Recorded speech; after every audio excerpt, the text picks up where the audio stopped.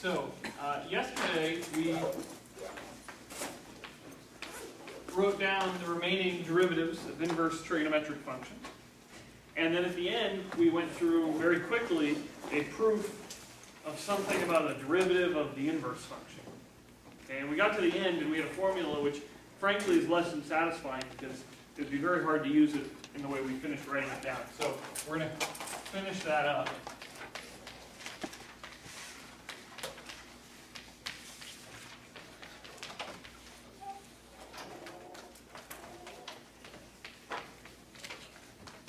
And once we take care of that, then we're going to start a unit on hyperbolic functions.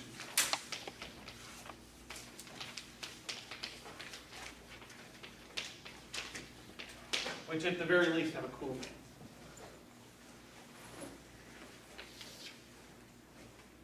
Alright, so let's see, what did we finish off with yesterday? Well, we looked at the situation where we had a bijection f, right, which was differentiable.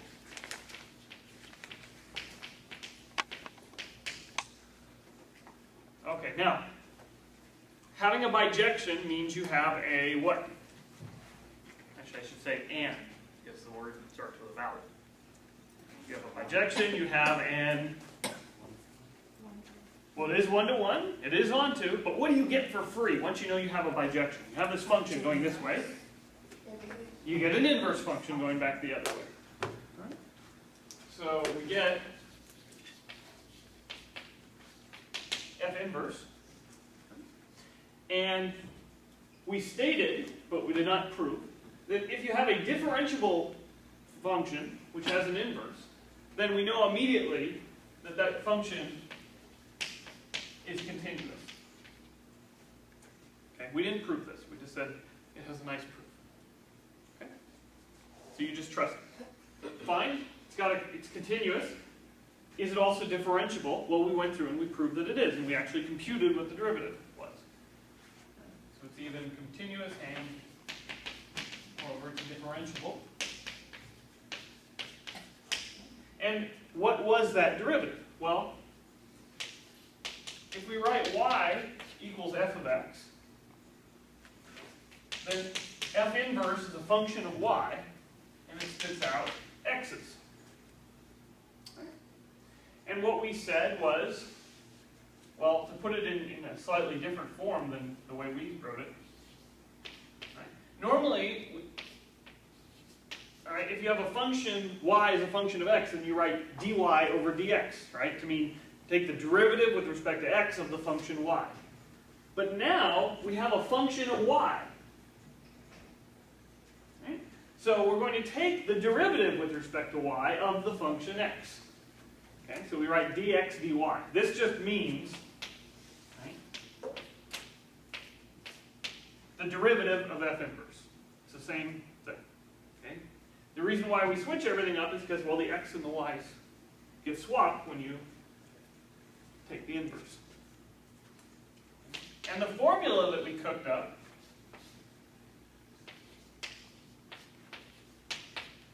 was 1 over the derivative, right, of y with respect to x. Okay? Or the way we wrote things was the derivative, right, of f inverse, say at a point x naught. We got this was 1 over the derivative of f at x naught. But I actually shouldn't write x naught here because that's not correct. I should write y naught, because that's what we actually wanted, was at a point y naught. And that's actually why this was, in the end, not really sufficient, is because, well, here you have x's and you want y's. Okay? But we know that if f inverse of y is x, then f inverse of y naught is x naught. So I can replace this x naught with f inverse of y naught. Okay, so there's two different ways of writing what we proved. Okay, now let's do an example, because all of this is just very confusing. Let's do an example we already know.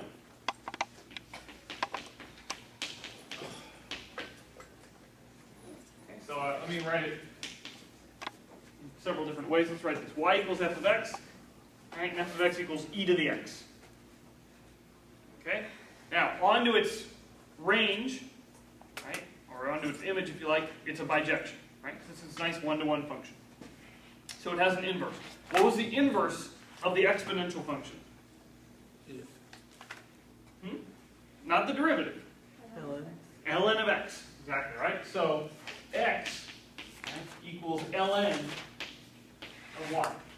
Okay? And that's our f inverse of y, if you like. Now we know what the derivative of e to the x is. That's very easy. And we actually know what the derivative of ln of x is, but let's pretend we didn't, that we just knew the derivative of e to the x. Then this formula says that the derivative of ln of y is going to be what? Well, you have to do 1 over. We have to do the derivative of e to the x, right? Because that's what f is, e to the x. Evaluated at f inverse of, well, here we just choose an arbitrary y. So evaluated at f inverse of y. So the derivative of e to the x is just, it's just e to the x. Okay? And so we get e to the x. Well, I want to put x, but I have to put f inverse of y. Well, f inverse of y is ln of y. Ah, what is e to the ln of y? This is y. So this is 1 over y. And now if you want to recover the formula we're used to, well, you just replace y's with x's, but this is not the point, right? This is just letters. Okay? So the derivative of the natural log of y is just 1 over y. Okay? Or you can, and then of course that's what we knew, right? But this gives you a way we could have figured it out without going through that long process. Of course we had to get a long process to prove this, but you know, c'est la vie. Okay? We could do the same thing with the trig functions. Right? Let's say you have y equals sine of x. Okay? So that, and this is your f of x, and so then x equals the arc sine of y, and that's your f inverse of y. Okay, we want to know what the derivative is. Well, it's 1 over, okay, we need to do not sine, but not arc sine, but sine, right? That's the f, and then we need to take the derivative. Okay, so the derivative of sine is cosine. And we have to evaluate it at f inverse of y. So we just evaluated at our function. Sine inverse of y. Okay. And if you go back and look at our proof of the derivative of arc sine, you'll see we got exactly to this step. And this is where we employed the triangle trick. Right? Let's just quickly recall the triangle. Okay, you're looking for cosine of arc sine. Okay, arc sine says what? It says, well, I have some number, I want an angle whose sine is y. So I call that angle theta. So the sine of this angle should be y. But the sine of an angle is the opposite of the hypotenuse. So if I want that to be y, how about I make the opposite y and the hypotenuse 1? Right? So y over 1 is y. Good. This means the last side, by the Pythagorean theorem, is the square root of 1 minus y squared. And now I can compute the cosine of this angle. Right? That's what this angle here, theta, is just arc sine of y. The cosine of this angle is the adjacent over the hypotenuse, or 1 over, or square root of 1 minus y squared. So this just becomes 1 over square root of 1 minus y squared, which is what we have as the derivative of arc sine. Yeah? How did you find the cosine part of it? No? Okay. So again, right, the arc sine, right, takes a number and spits out an angle. Okay, so that's my theta. Now what's the cosine of theta? Well, cosine is always adjacent over hypotenuse. So I did this over 1, which is just this. Yeah. And then, like, how do you find the y and the 1? The y and the 1. Ah, okay, how do I get the y and the 1? I said, all right, I need some angle theta. I mean, I know the arc sine is an angle theta. Fine. Call it theta. Okay? And by definition, arc sine of y means what? It means that I have some angle, right, whose sine is y. Okay, fine. How do I make this angle such that the sine of that angle is y? Well, I need that the opposite over the hypotenuse is y. Well, I can do that in a lot of ways, okay? But I choose one specific way, namely I make the opposite y and the hypotenuse 1. And by similar triangles, it really shouldn't matter which one I choose. Okay? So this one works. Y over 1, okay, that's y. So that's one way to do it. And it's, you know, you always use kind of the same choice, right? Whatever the angle you want, you just make, okay, the numerator that, what you want, and then the denominator a 1. And that always works. So if this was inverse tangent, all right, you would need the opposite over the adjacent to be y. So you'd make that a y and that a 1. And if you wanted the cotangent, right, then the adjacent over opposite was y. So you'd make that a y and that a 1. So it's always used the same thing trick. Okay, so this is rather useful. Okay, you can save a lot of work. I mean, of course, once you get to this point, you have to use this triangle trick again. But getting to this point is, you know, very easy using this formula. Okay, so this, I hope, makes what we did last time a little bit clearer. Okay, but now I want to get into hyperbolic functions, because these are really kind of cool. And in some books, for instance, Shum's outline series has, from what I can tell, just a few exercises on hyperbolic functions. And I think that's a real shame, because they're really cute. I mean, they're really neat. And the inspiration for them comes from, you know, it could almost be just a typographical error that led to their inspiration. I'm not sure who really first considered these. I mean, they're related to hyperbolas, as we'll see in a second, which, of course, the Greeks knew about thousands of years ago when they looked at conic sections. Right? Conic sections, if you've never seen it, where you take two cones, and you have a cone and you stack two, think of two ice cream cones, and you just stack them on top of each other, but you know, point to point. Right? Like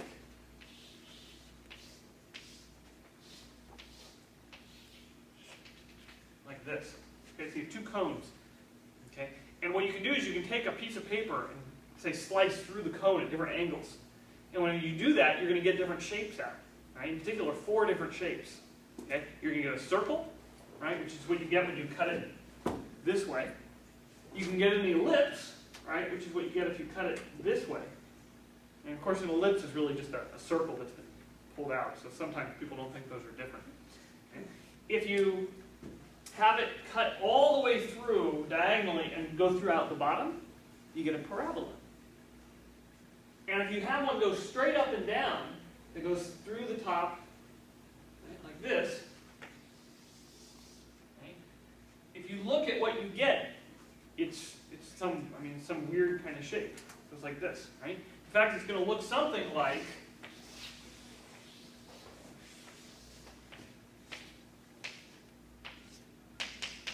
one over x. Right? And the name of that shape is a hyperbola. Okay, fine. So the Greeks knew about this a long time ago. What in the world does this have to do with hyperbolic functions? Before I answer that question, let's backtrack. Let's talk about trig functions a little more. All right, let's just recall something that we knew about trig functions. Okay. Remember how in the beginning, by the beginning I mean probably your Algebra 2 trig class in high school, okay, you defined sine and cosine by looking at right triangles. And then when you got to this class, I said, well, there's another way to define them. You can forget about right triangles altogether, and you can just define them by looking at the unit circle. Right? And how did we do it? Well, we picked an angle. Right? And we said, okay, if you take the ray emanating from the center and going to the circle, it hits it at a point. Okay? And whatever that point is, well, it has an x-coordinate and a y-coordinate. And we'll define the x-coordinate to be the cosine of that angle, and the y-coordinate to be the sine of that angle. Yeah? Okay, fine.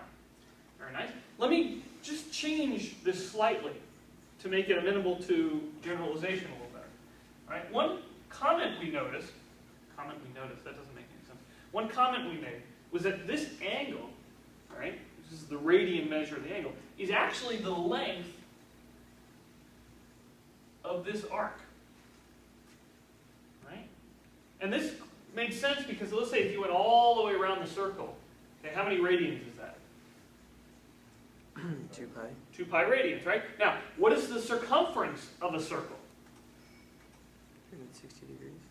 Well, That's again the degree measure, right? What's the circumference of a circle? What's the formula in general? 2 pi r, right? But we have a unit circle. Unit circle means radius is 1, right? So circumference is 2 pi. 2 pi radians, 2 pi circumference, right? What if you just looked at, say, half of the circle? What's this angle over here? Pi. What do you think is the length of this arc? Pi, right? Well, the whole thing is 2 pi, so half of it is pi, right? Okay, so the length of any sector, of this, this arc, okay, for this sector is exactly the same as the radian measure of that angle. Okay, that's the inspiration for it. Okay, so I can put that theta over there, but I want to do something even different, more different. Okay, I have this nice sector. And I can compute the area of that sector. Now, how can I compute the area? Well, what's the area of the whole circle? In general, it's pi r squared. Okay? But what's r in this case? Well, 1. So this is just pi. Okay? So the whole thing is pi. Okay? Now, if I went all the way around, we just said the circumference is 2 pi. Okay? What if I just went halfway around? If I went halfway around, we said the circumference, right, or the length of this arc is pi. What's the area? Pi over 2. What if I just did a fourth of it? Okay, this goes up to pi over 2. Right, so that's the length of this. What would be the area of just this one sector, this quadrant? Pi over 4.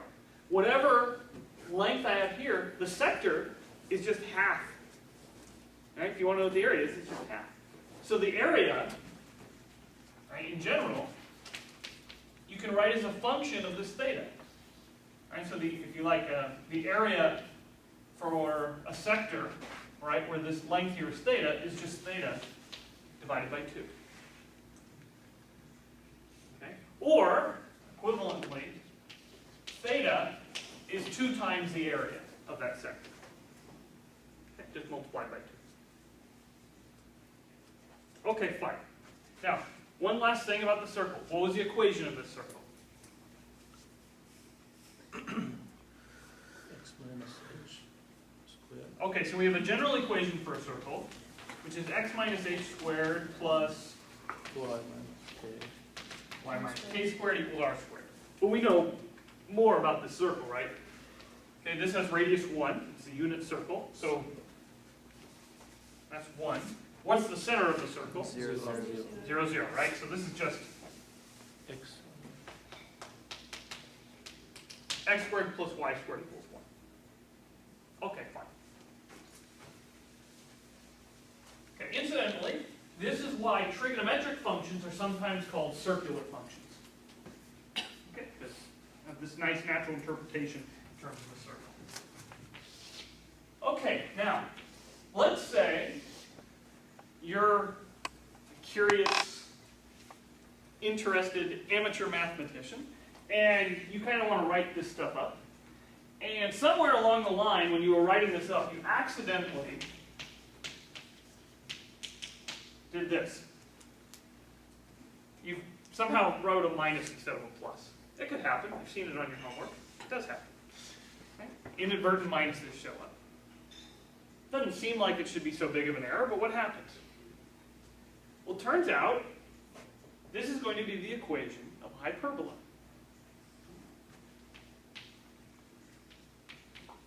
It's going to look roughly like this.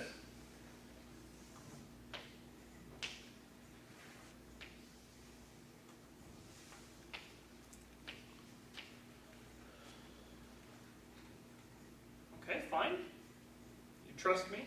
Good. Now, play the same game with the hyperbola as I did with the circle.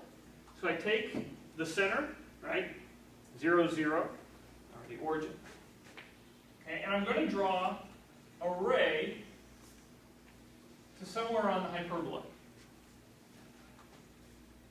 Okay. This is going to give me a nice bit of area. Okay, what's the area of that? I don't know. All right, we'll have to use calculus to figure that out. Okay, but in any case, I get some area. Now, over here, once I knew an area, I multiplied that area by 2, and I took some value. Okay, I called it theta. Okay, here I'm going to replace theta with the more common parameter, which is t. Okay, so instead of theta, I have t. Fine? And I'm going to define a new function. Okay. I'm going to actually two new functions. Right? What is this point? Well, I don't know what this point is, but it has some coordinates, right? Just like we didn't know what this point was, but we knew it had some coordinates. And I'm going to call this cosh, just adding a little h for hyperbolic or hyperbola of t.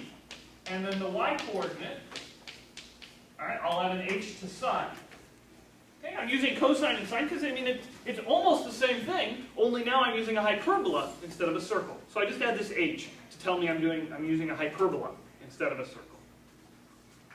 Okay, and this t, right, is just, well, whatever 2 times this area is. The same way as theta was just 2 times this area.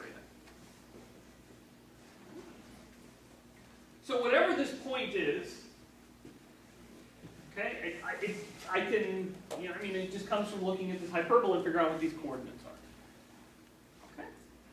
And we can immediately deduce a formula from this. Namely, well, if I have a point on this curve, it has to satisfy this equation. Right? The x-coordinate is sometimes called cosh t. Right? And we know that if you put it in here, you get cosh squared t minus, okay, this is often read sinh squared t, and it should equal 1. So we immediately get a formula.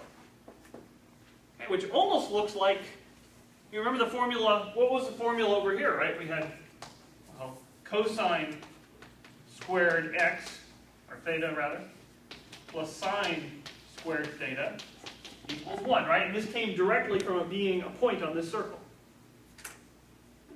So we almost have the same sort of formula. Okay? It's going to turn out that almost every formula you have for sine and cosine, you're going to be able to translate into a formula for cosh and sinh.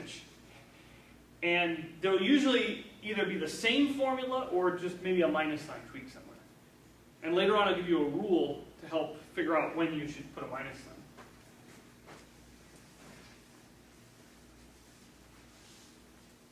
Okay, so this is a very natural generalization of what we did for a circle.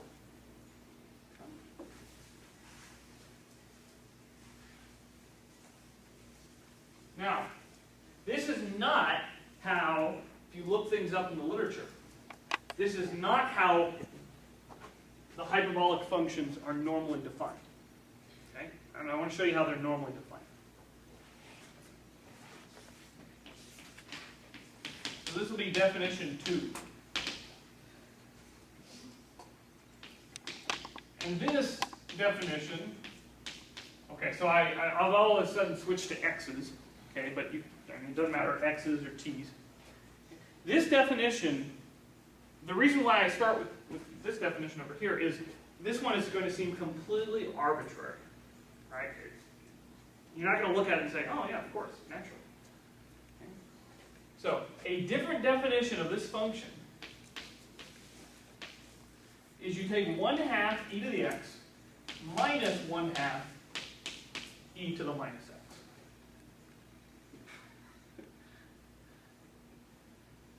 And Lath is giving me this look like, okay, if you say so. Right? Okay, so you can see though, I mean, this is where the heck does this come from, right? What's the advantage of this first definition? Well, the first definition is really nice because it seems very well motivated. You get these nice formulas immediately. You can see what's going on. Right? What's the problem with this first definition? How do you compute it? Right? If I actually want to know what the sine, the sinh of t is for some t, I mean, how do I actually compute what this point is? Whereas over here, it's, I mean, okay, maybe you want a calculator if I actually gave you a specific x value, but it's pretty clear how you do it. Right? You just plug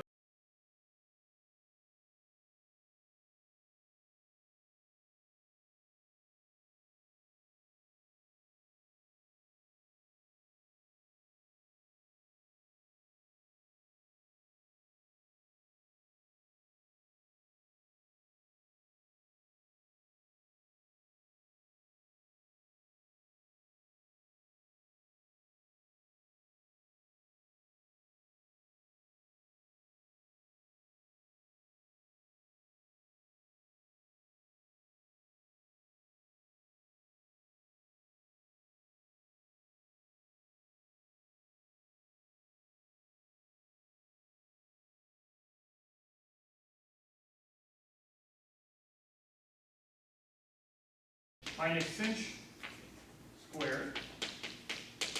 All right, so we have to square these two expressions. So you get a half e to the x plus a half e to the minus x squared plus a half e to the x minus a half e to the minus x squared. Oh dear. Oh, it should be plus, it should be minus. What plus? Okay, so let's do this. Let's not belabor the point. Okay, when you square this, you get a fourth e to the 2x. Okay, plus 2 times a half, which is again a half. E to the x times e to the minus x, which is e to the 0, which is 1. So you get plus a half. Plus, now you're going to get a fourth e to the minus 2x. Okay, then we get minus, so each one of these is going to have a minus in front of it. Okay, again, you're going to get a fourth e to the 2x, and then, okay, a fourth times 2, all right, now it has a minus and another minus, so it becomes a plus. All right, the e to the x and the e to the minus x cancel, and so you just get a half. And then the last one, you're going to get a plus a fourth, that becomes a minus e to the minus 2x.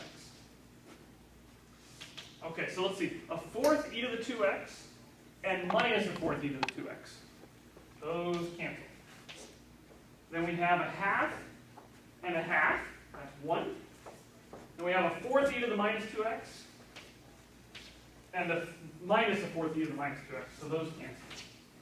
So all the terms are gone and we're left with 1. Okay, cool. So what this means is that these functions satisfy this equation, all right? Which means they're really going to be on, well, at least one side of this curve. Okay? Either on this side or this side. Okay, why do they actually have to be on this side of the hyperbola? Right? Which is where we defined everything. Well, if they're going to be on this side of the hyperbola, the cosine better always be at least positive, right? Over here the cosines, I mean, these hyperbolic cosines would be negative, right? Because that's hyperbolic cosine is the x value. Okay, so the x values over here are always negative. Well, e to the x is always positive. E to the minus x is always positive. So these hyperbolic cosines are always positive. So you must be on this half of the hyperbola all the time. Okay, so this is not a rigorous proof that these give you the same thing, but I'll tell you, they do give you the same thing. Okay? All right, let me give you a quick, nice property of this, and then we'll write down some derivatives. Let's compute the hyperbolic cosine plus the hyperbolic sine. I think this seems nice and painless.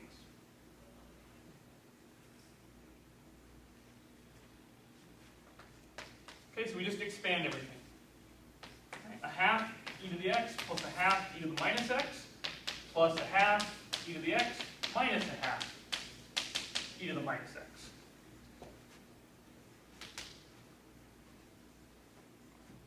What is that? It's just e to the x, right?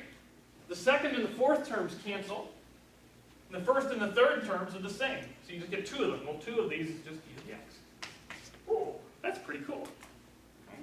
You can decompose e to the x as the sum of the hyperbolic cosine and the hyperbolic sine. Now, look at this picture. Is there any reason to think that these should somehow, when you add them together, give you the value of e to the x? That's really bizarre. I mean, okay, at least they're both going, up as you go this way.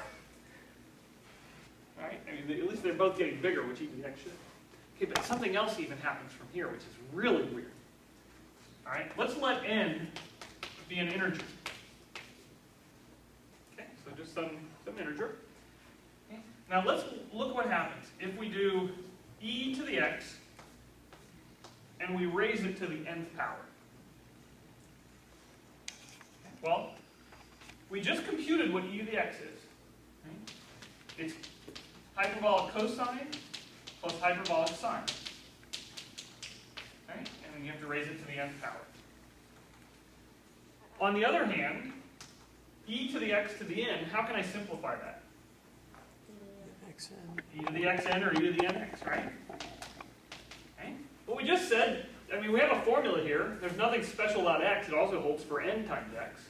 So e to the nx is hyperbolic cosine of nx plus hyperbolic sine of nx. Which means if you, normally, how would you compute this? If you raise this sum to the n, you'd have to use the binomial theorem to expand it, right? It'd be this really long thing, right, with lots of high powers.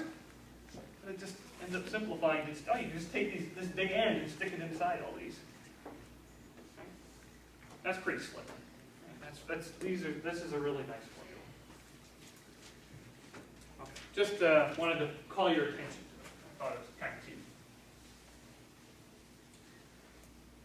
Okay. Why don't we look at some derivatives?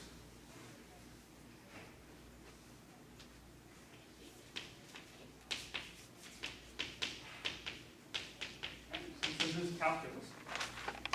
Okay. Well, this is actually going to be very easy because if we use this interpretation in terms of e to the x's,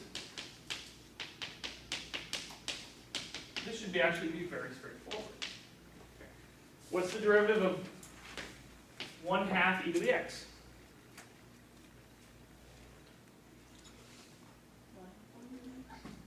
One half e to the x, right? All right, if there was no 1/2, you'd say, what's e to the x? All right, of course, the 1/2, you just pull it inside and outside the derivative, so it's still there. Okay, fine, 1/2 e to the x.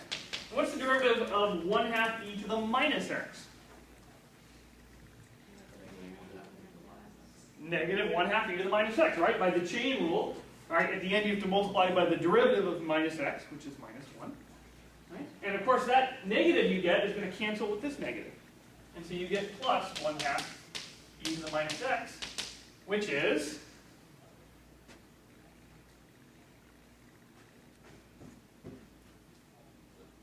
hyperbolic cosine.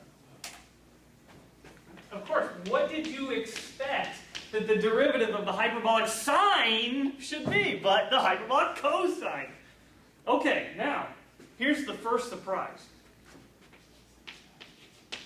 What's the derivative? Let's just guess. What's the derivative of hyperbolic cosine? Negative hyperbolic sine, of course, right? Okay, let's just work through it. Give everybody a chance. Okay, derivative of 1/2 e to the x. 1/2 e to the x. Thank you. Okay, derivative of 1/2 e to the minus x. Minus 1/2 e to the minus x. Oh, so we get, of course, 1/2 e to the x minus 1/2 e to the minus x, which is hyperbolic sine. Which is what we... Oh my. What happened to the negative? So we get our first surprise with these things. Remember when we did sine and cosine, we said, boy, derivative of sine is cosine. That's the way it should be, right? And in a perfect universe, they should have designed it so the derivative of cosine was sine. And they didn't. They made it negative sine. But it works with the hyperbolics. Right? So now these are really much nicer. Okay, so you don't have to hardly remember anything. What this unfortunately means is that the law of co, right, which says every time you get a co, you have to put a minus sign, is not going to work for hyperbolic functions. Okay, you need a more interesting law for hyperbolic functions. Okay, now, everything in trigonometry boils down to sine and cosine. But we certainly talk about more things than sine and cosine, right? What else do we talk about in trigonometry? Sine, cosine, tangent. I haven't talked about tangent. How? Let's be creative mathematicians here. How should I define the hyperbolic tangent?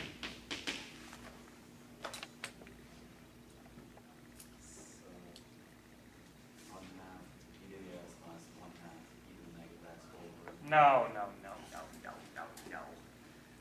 That's as bad as the original definitions of hyperbolic sine and hyperbolic cosine. There's no motivation for them. What was it? How did we define tangent? Sine over cosine. What do you think?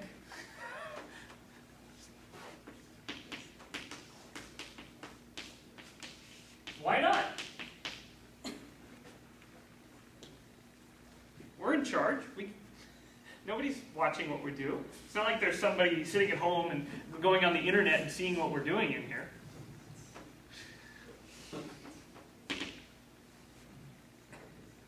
Sure, why not? Let's define it that way. Does it make any sense to define it that way? Why not? Okay, let's see what we get. Okay, so we get 1/2 e to the x minus 1/2 e to the minus x over 1/2 e to the x plus 1/2 e to the minus x. All right, what should we do with this? Well, I'll tell you the first thing I would do. Is I would say I can factor a 1/2 out of the top, and I can factor a 1/2 out of the bottom, and then I can cancel those 1/2s.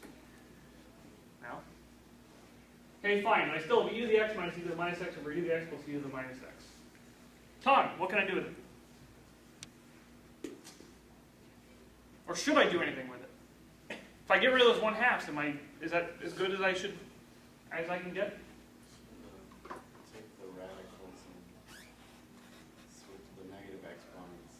Okay, so I could try playing this trick, right? Where I multiply by a conjugate. Okay, so first thing, okay, let's get rid of these 1/2s. This is all just experimentation, right? We just made up this definition. Who knows if it's the right one? Okay. Well, what's going to happen? Okay. If I start playing with this, I multiply by a conjugate. On the bottom, I'm going to get e to the 2x minus e to the minus 2x. Yeah, that's not going to be so nice, probably. Right? And on top, I'm just going to get garbage. So it's not clear if we should do anything to this. Okay, so we leave it like this for now. If we need a different form of it, maybe we'll come back later and fiddle with it. But okay, so we have some formula. Okay. Well, as long as we're here, we might as well define the rest of these things. Right? They can't stop us. Okay, what should be hyperbolic cosecant? 1 over hyperbolic sine. 1 over hyperbolic sine. And hyperbolic secant? 1 over hyperbolic cosine. And how about cotangent, or hyperbolic cotangent? Hyperbolic cosine over hyperbolic sine. There we go. Okay, so these are the natural definitions, right? Based on our intuition. And intuition based on knowing what works for sine and cosine. Okay, well maybe we should, I don't know, take a derivative or something. Okay, one, it'll make us feel like we're doing calculus. And two, it'll make us, it will decide whether this is even a reasonable definition, right? So, what was the derivative of tangent? Secant squared. Secant squared. So, it would be nice if when we took this derivative, we got something close. Okay. So let's see. Let's take the derivative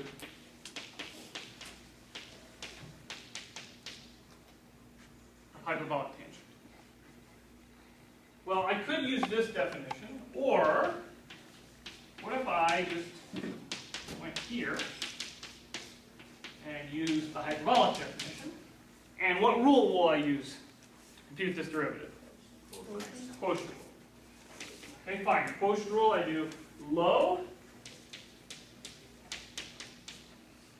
d high, derivative of hyperbolic sine is hyperbolic cosine, so I just go square, minus high d low, aha, it's just hyperbolic sine, so I go square, over the square of the low. Okay, now for cosine and sine, this was no good because you wanted cosine squared plus sine squared. But for hyperbolics, well, we lost it, but it was right down here. Okay, this is the formula we got for 1. So you get 1 over hyperbolic cosine squared, which is hyperbolic secant squared. This is evidence that we have chosen the correct definition. Okay, so I believe on the homework I just put online last night that I have you computing the derivatives of these. In fact, I probably put hyperbolic tangent, but it won't hurt you to do it again. All right, so you compute the rest of these. The formulas are not exactly the same, but they're close. All right, you'll certainly notice the similarities. Okay, now, in the few minutes we have left, I'll tell you 2 things. One is that next time we're going to do the inverse of these hyperbolic functions, because that's, as long as we have functions, we might as well try to find their inverses, right? At least when they're bijection.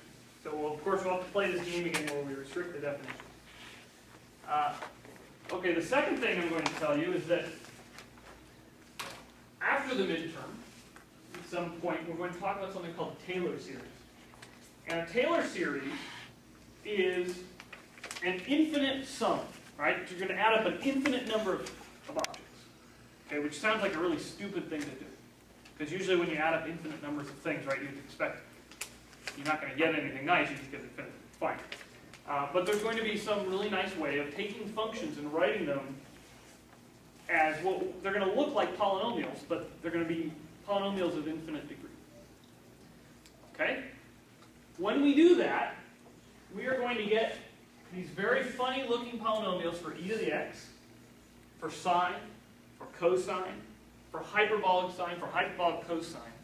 And they're all going to look really, really close together. And I'm going to show you how we can combine them and show that e to the x, sine of x, cosine of x, hyperbolic sine, hyperbolic cosine, they are all related in a very intimate way, but not in that way. Well, maybe sine and hyperbolic cosine, not the rest of them. Okay. The last thing I want to talk to you about with hyperbolics is just a very simple application of these in the real world. Okay, and this is a kind of a canonical example. Okay, so this is going to be my absolute worst picture of the term, I think. Okay, so this is my interpretation of an electrical tower, or 2 of them. Okay, so you have these, you're driving down to the countryside, right, and you have these towers up, and what do they go in between them, right? Well, you have the wire. Okay, and they usually kind of droop a little bit, and they just go down a little bit. Now, does anybody know what shape that is?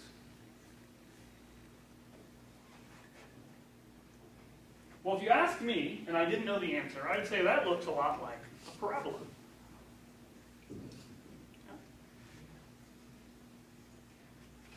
And it turns out that my answer is almost right, but it's not right. It's wrong. This curve that you get has a very special name. It's called a catenary curve. That's an ROI, some funky hybrid like. And the equation of this curve in general is going to look something like this. You have some constant plus some constant times the hyperbolic cosine of x over a. So this is a place where these hyperbolic, we have these hyperbolic cosines, they have this weird definition. This should not occur in the real world, of course, right? But sure enough, right, this does. Okay. So this curve, and this is anytime what you're going to do is, you pick 2 points and you take, some object, a string or a chain or something, and you just let it hang. It's always going to form a catenary curve, right? And that's exactly the formula it's going to be used to give that curve, which is kind of cool. As a complete lark,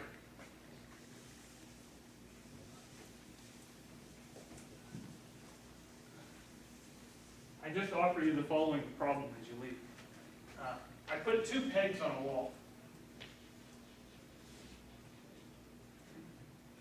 And I take a chain, right, and I'm going to kind of tack it to each of these posts on the wall, right? And so it's going to go down, and it's going to come up. Okay, and this is a catenary curve, right? That's what I just said.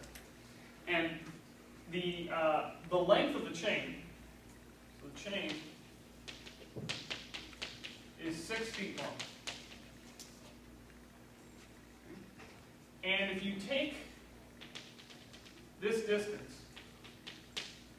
right, so if you imagine a line going across here, and you looked at the midpoint, and you went down to the bottom, it's 3 feet. Right? I want to know if x is the distance between the pegs, what is x?